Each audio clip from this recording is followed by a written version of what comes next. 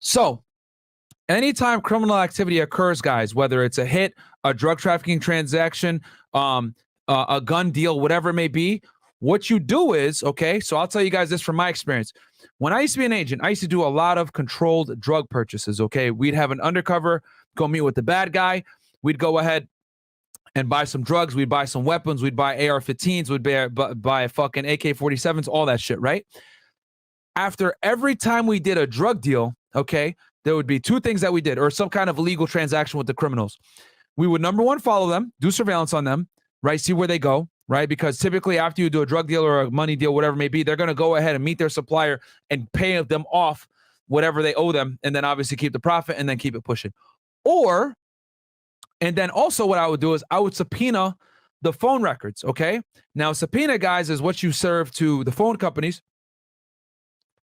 to go ahead and get the toll records. You don't need a search warrant to get phone records, okay? You do need a search warrant, though, to get location records, which I'm going to talk about that here in a second.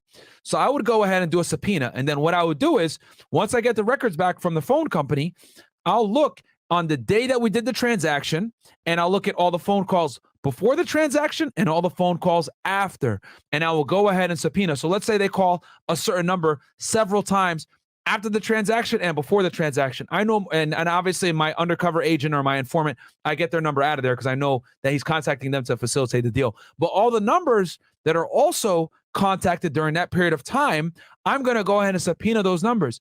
When I subpoena those numbers, I'm going to find out who owns those numbers, and I'm going to be able to identify the other individual involved in the conspiracy. And 9 times out of 10, that other person that the target was speaking to on the phone during that time period when we were doing these illegal transactions was a source of supply or another criminal involved in a conspiracy. Okay, guys?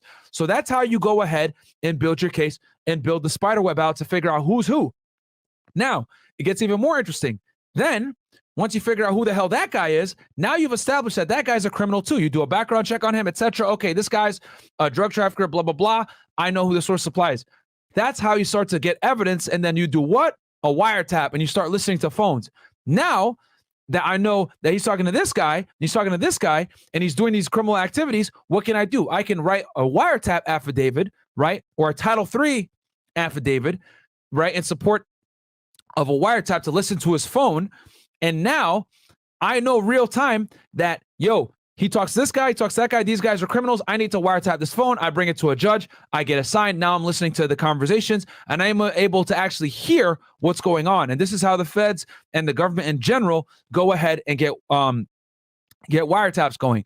So bringing it back to this situation, after the murder was done, they went ahead and looked at all their phones, subpoenaed the records, and looked to see who the hell they were contacting. Who were they contacting? Young Thug, which obviously is, a bad sign because criminal activities happening like that. Why are you going to call him late at night a bunch of times? Well, probably to let him know, yo, we did the hit, blah, blah, blah. He's good, etc. And then you got this guy who's, providing information. He's saying, yo, they met with Young Thug after the hit. Well, we know that, you guys may not know this, but let me tell you, it's never enough to just have testimony from one individual.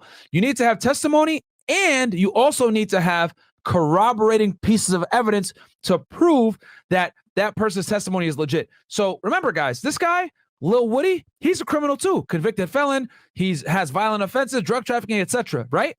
However, he's saying, yo, after the hit was done, they met with Young Thug in the parking lot. He showed up in his white Jeep.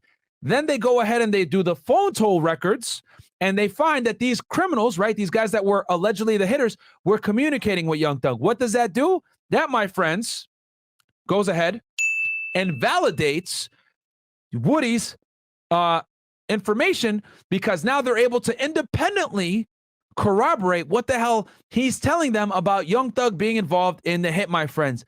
And that is how the police and the feds build cases. They take the testimony, it puts them in the right direction. They start subpoenaing phone records, and they figure out, yo, they were in communication with Young Thug. And then on top of that, they got search warrants and figured out from geolocation data where the hell all these guys were. And guess what? They were hanging out with Young Thug based on their phone location data and Young Thug's phone location data. And that, my friends, is why they have such a strong case against Young Thug, because you got someone like that who's an eyewitness, and not only is their eyewitness testimony fairly legit, it's corroborated independently from phone records and geolocation data, which is indisputable.